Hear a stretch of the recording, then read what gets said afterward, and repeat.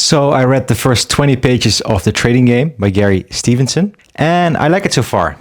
The way of writing is quite raw and authentic, just like the videos. Gary isn't afraid to speak his mind.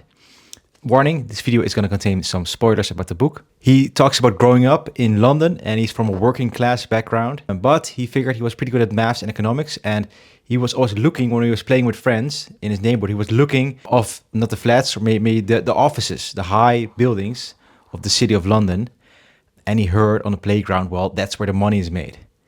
And if you want to make some money, you have to go there. And as a boy, he was kind of obsessed with making this money.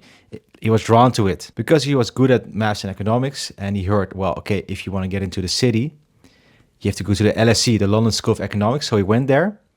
He doesn't really talk about how he got in, because it must be quite hard to get into the university, especially maybe if you're from a working class background, you haven't gone to private school.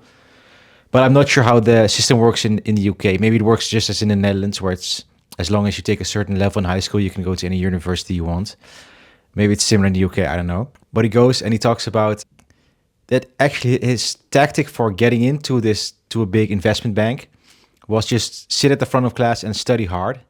It kind of resonated with me as well, because when you're young, the main thing, productive thing that you do is school.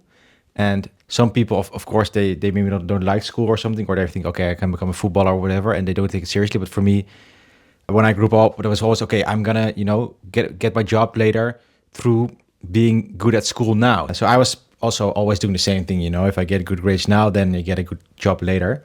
But Gary went to his second year at the London School of Economics, and all of a sudden everybody was, going to these social dinners, talking about internships, showing up in suits, talking about cover letters, talking about how to get through interviews. It was pretty much the same in my studies, I guess.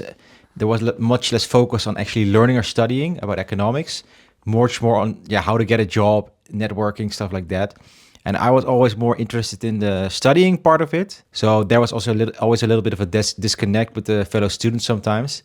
So so far Gary's story resonates with me, and the book is nice, and I think it's an easy read as well. So that's it. I wanted to talk about it, and I'm going to read it tonight further, and I'll let you know tomorrow.